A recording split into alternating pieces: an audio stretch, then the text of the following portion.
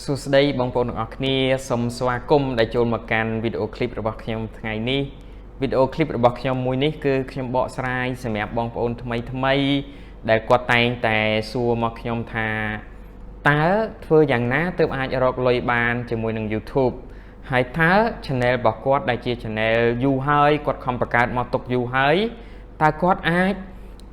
ตลับมารอลอยจะมวย YouTube เว้น YouTube อัปรูได้หรือเตวิดีโอมวยนี้คือขยมหนึ่งเบาสายจูนบางคนออกนี้จับปีจำนวนตีมวยแต่บางคนไตรเฟอร์รโหดดาวบางคนตัวบายลอยบานปี YouTube แต่มาดองให้สังคมทำวิดีโอมวยนี้คือบางคนออกนี้หนึ่งจำงอได้บางคนออกนี้ทลบชงอการปีมวลเมา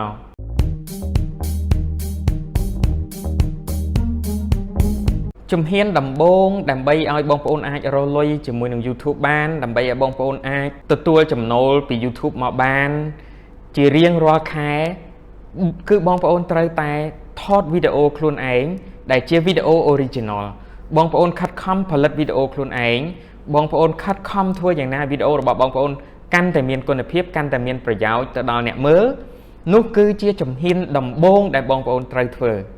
บ้านจำนวนตีมวยได้บองปอนแต่งแต่สัวทาตาชแนลระบบบองปอนเจียชแนลจ้าหัวดับปีแค่มาเฮ้ยบางสันเจียบองปอนทอดวิดีโอดักแต่เตี้ยตาอาจมีนอกการรอลอยจมูกหนึ่ง YouTube เตี้ยได้หรือเตะส้มจำเนียบบองปอนทาชแนลระบบบองปอนชแนลยูปนากระดอยโดยได้บองปอนเมื่อชแนลบอกขยมประกาศตั้งปีชแนลปีปอนดับมวยนี่ชแนลมวยนี้ชแนลปีปอนดับมวยให้ชแนลมวยเตี้ยชนเวียดนามทิ้งขยมประกาศในชแนลปีปอนดับผมใบระยะเปรสเตย์หัวสเตย์บาสันเจียบบองปอนใหญ่สมัยท่าฉันสเตย์ชีชแนลจ้าปนแต่เนื้อแต่อาจมีนอกการรอลอยบานจังโดยชีวิดีโอบอกขยมได้กำปงแต่ลดเป็นกิจกรรมนี้คือเชียจำโนลมุ้ยได้เชียจำโนลอาการอ้อยแต่มีเนี่ยเมื่อวิดีโอบอกขยมคือดังแต่ขยมนั่งตัวลอยนั่งไงนะโดยชแนลบางคนออกนี้ได้เมียนชแนลจ้าชแนลยูไฮชแนลประกาศปีหน้าก็ได้มันคว้าสำคัญบางคนเรียบจำชแนลพอบางคนเต้ให้จับดามอัพโหลดวิดีโอไลน์เต้นุ๊บบางคนนั่งตัวบานการอัพรูปบายโรลอยโดยเนี่ยเมื่อตอนกลายนี้บางคนนั่งสู้ท่าโจ๊กเข่งท่าระยะเป็นดับปีแค่หรือก็อย่างน่านะชมนั่งเป็นเยอะในจำนวนตีปีจำนวนตีปีตัวใบเจี๊ยชแนลระบบบองปอนเจี๊ยชแนลจ้ารอบชแนลมาก็ได้ดับชแนลก็ได้มาเพย์ชแนลก็ได้เอาแต่เจี๊ยชแนลหรอเอาแต่วิดีโอหรอเพื่ออย่างน่าเอาเนี่ยต่างออกนี้อาจจะรบบ้านมวยปอน subscriber เอาเมียนเนี่ยได้จด subscribe ชแนลระบบเนี่ยอันนี้บ้านมวยเคให้นังสรุปร่วมในจำนวนเมาสรุปร่วมในจำนวนเมาได้วิวได้เกมเมอร์วิดีโอระบบเนี่ยออกนี้บ้านจำนวนบุญปอนเมาในขนมระยะเป็นดับปีแข่นะบุญปอนเมาขนมระยะเป็นดับปีแข่มันแม้นมวยเค subscriber ขนมระยะเป็นดับปีแข่เนี่ยออกนี้อุทิศเนี่ยออกนี้ประกาศชแนลนั้นดับชแนลใหม่ตั้งปีชแนลปีปอนดับมวยมาอุทิศโดยชแนลบอกยมจังมีเนี่ย subscribe ไลน์แต่ดับใบเคในชแนลปีปอนดับผมบุญอุทิศจังในชแนลปีปอนเพย์เนี่ยเราเนี่ยกระทาจัง subscribe มาเค subscriber น้องอยากไปดับปีแค่จังชแนลจ้าnó cái cặp subscriberจ้าเนี่ยอ๋อเต้จำนวน subscriber ในแต่ใดเลยนะเนี่ยเราเนี่ยปนแต่กระดับปีแค่นั้นคือเมานะวิวจำนวนวิวในวิดีโอរបស់เนี่ยเราเนี่ยต่างอ๋อเธอไม่ใจบ้านบุญปอนเมาเนี่ยเราเนี่ยเมียนซึในขนมการกลอยใหญ่โดยเฉพาะเนี่ยเราเนี่ยหนังสือท่าเจ้าเบอร์วิวพอดับปีแค่ YouTube คือกึดดับปีแค่จงกราวกึดดับปีแค่จงกราวอุทิศเลยนี่ในขนมแค่มุ้ยชนะปีปอนมาเพย์มุ้ยจัง YouTube เข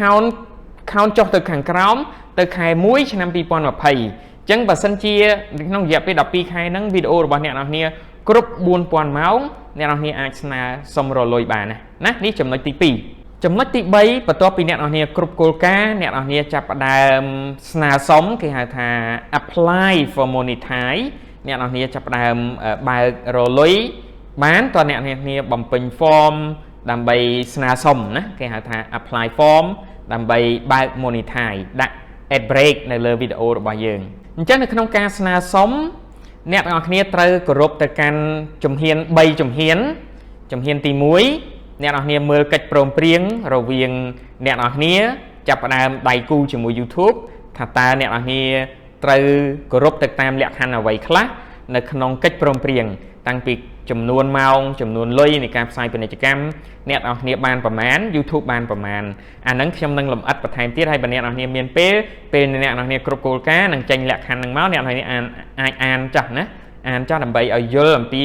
កិច្ចព្រមព្រៀងរវាងយើងដែលជាដៃគូជាមួយនឹង YouTube នៅក្នុងដំណាក់កាលទី2គឺអ្នកនរគ្នាត្រូវតែមាន Google Adsense អ្នកនរគ្នាត្រូវបង្កើត Google Adsense នៅក្នុង Google Adsense នេះបើសិនជាអ្នកនរគ្នាថ្មី Google Adsense ហ្នឹងគឺអ្នកនរគ្នាប្រើ Gmail YouTube របស់អ្នកនរគ្នាដើម្បីបង្កើត Google Adsense ហើយការបង្កើត Google Adsense នេះគឺយើងចំណាយពេលពី6ម៉ោងទៅ12ម៉ោងនៅពេលដែលយើង apply ប៉ុន្តែដោយឡែកសម្រាប់ channel ចាស់ៗដែលគាត់មាន Adsense ហើយគាត់អាច connect គាត់អាចភ្ជាប់ជាមួយនឹង Google Adsense របស់គាត់តែម្ដងក៏បានអ្វីទៅជា Google Adsense Google Adsense គឺជាកុងធនាគារជាលក្ខណៈការរលុយមួយនៅលើ online ដែលអ្នកនរគ្នាអាចដាក់លុយរបស់អ្នកនរគ្នាពី website ពី blog ពី YouTube ចូលមកក្នុង Google Adsense ហើយបានយើងផ្ទេរពី Google Adsense ចូលក្នុង bank ធនាគាររបស់យើងណាអញ្ចឹងបន្ទាប់ពីអ្នកនរគ្នាបញ្ចប់នៅ step ទី2 Google Adsense ហើយអ្នកនរគ្នានឹងទៅដល់ step ទី3គឺអ្នកនរគ្នា submit form submit channel YouTube របស់អ្នកនរគ្នាទៅដើម្បីឲ្យគេហៅ YPP program YouTube partner program ហ្នឹងគាត់ចាប់ផ្ដើម review ទៅលើ channel របស់អ្នកនរគ្នាពិនិត្យទៅលើវីដេអូរបស់អ្នកនរគ្នាថាតើវីដេអូរបស់អ្នកនរគ្នាគោរពទៅតាមគោលការណ៍របស់ YouTube ដែរឬអត់បើសិនបើវីដេអូរបស់អ្នកនរគ្នាជាវីដេអូ original ហើយគោរពទៅតាមគោលការណ៍របស់ YouTube នោះគេនឹង approve ឲ្យអ្នកនរគ្នានៅក្នុងរយៈពេល12ម៉ោង24ម៉ោងយ៉ាងយូរ48ម៉ោងគឺអ្នកនរគ្នាអាចរលុយបានហើយអញ្ចឹងនៅក្នុងកន្លែងនេះគឺមាន2ចំណុចនៅដំណាក់កាលទី3នេះគឺចាប់ផ្ដើម review អ្នកនរគ្នាត្រូវរងចាំប្រសិនបើវីដេអូរបស់អ្នកនរគ្នាអត់ original ឬក៏មានបញ្ហាវាមានរឿងច្រើនហើយ YouTube នឹង message នៅកន្លែងហ្នឹងប្រាប់យើងថាយើងមានបញ្ហាអីទី1ថាតើវីដេអូរបស់អ្នកនរគ្នា reuse content អត់អ្នកនរគ្នាតែងតែយកកំ pl ែងពីគេតែងតែយក concert តែងតែ cover បទចម្រៀងតែងតែលេង game អញ្ចឹង content ទាំងអស់ហ្នឹងវាតែងតែជាប់អ្នកដទៃទៀតក៏អាចយកពីយើងទៅដែរប្រដាល់ណាអ្នកនរគ្នាថតពីទូរទស្សន៍អ្នកផ្សេងក៏ថតពីទូរទស្សន៍អញ្ចឹងនៅពេលដែល upload ទៅវាធ្វើឲ្យអត់ជាប់ copyright ទេប៉ុន្តែគេក៏ប្រើយើងក៏ប្រើអញ្ចឹងវាអាច reuse content អាហ្នឹងគេហៅ reuse content គឺគេក៏ប្រើយើងក៏ប្រើវីដេអូហ្នឹងហើយទី2គឺ misleading data គេហៅ misleading data ហ្នឹងបានន័យថាខ្លឹមសារនៃវីដេអូនិង thumbnail របស់អ្នកនរគ្នា description របស់អ្នកនរគ្នាខុសគ្នាណាបានន័យថា description របស់អ្នកនរគ្នាខុសពីអត្ថន័យនៃវីដេអូឬក៏ចំណងជើងខុសពីអត្ថន័យវីដេអូឬក៏ thumbnail ខុសពីអត្ថន័យនៃវីដេអូអញ្ចឹងក៏មានបញ្ហានឹងដែរហើយចំណុចមួយទៀតគឺអ្នកនរគ្នាជាប់គេហៅ copyright claim ហ្នឹងគឺមិនមែនជា copyright strike ទេហើយវាអត់ប៉ះពាល់ដល់ channel ប៉ុន្តែយើងសុំ monetize អត់បានទេណាដូចជាករណីដែលអ្នកនរគ្នាឃើញគឺដោយសារតែយើងមានបញ្ហាច្រើនអញ្ចឹងកំហុសច្រើនអញ្ចឹង YouTube មិន approve ឲ្យយើងទេណាអញ្ចឹងអ្នកនរគ្នាត្រូវកែសម្រួលវីដេអូនឹងឡើងវិញទើប YouTube approve ឲ្យយើងណាប៉ុន្តែបើសិនជាករណីវីដេអូរបស់អ្នកនរគ្នា original អ្នកនរគ្នាទទួលបាន email នៅពេលដែលអ្នកនរគ្នា approve ពី YouTube អ្នកនរគ្នានឹងទទួលបាន email ថា channel របស់អ្នកនរគ្នាត្រូវបានគេឯកភាពត្រូវបាន YouTube អនុញ្ញាតឲ្យរលុយអ្នកនរគ្នាអាចចូលទៅ turn on វីដេអូរបស់អ្នកនរគ្នាទាំងអស់គឺបើកកន្លែងពាក្យថា monetize ហ្នឹង on ដើម្បីឲ្យ YouTube ដាក់ពាណិជ្ជកម្មលើ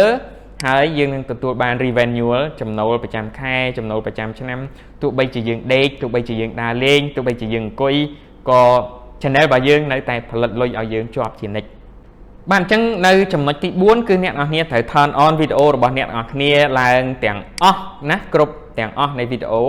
នៅពេលដែលអ្នកនរគ្នាគ្រប់គោលការណ៍ទៅគឺមាន message មួយឲ្យអ្នកនរគ្នា turn on ហើយគឺចាប់ផ្ដើមបើកហើយនៅក្នុងការ turn on ហ្នឹងអ្នកនរគ្នាអាច turn on ហើយគឺចូលទៅកែ turn on ហ្នឹងដាក់ micro ad ហ្នឹងបានន័យថាពាណិជ្ជកម្មនៅចន្លោះវីដេអូដោយវីដេអូរបស់ខ្ញុំអញ្ចឹងមានពាណិជ្ជកម្មនៅចន្លោះអញ្ចឹងអាហ្នឹងគឺយើងដាក់ខ្លួនឯងឬក៏ YouTube ដាក់ automatic ឲ្យក៏បានដែរណាអាហ្នឹងសិតតែជាចំណូលហើយបាទ ជំហានបន្ទាប់អ្នកនរគ្នាតែងតែសួរថាចុះបើ turn on ហើយតើយើងត្រូវធ្វើអីទៀត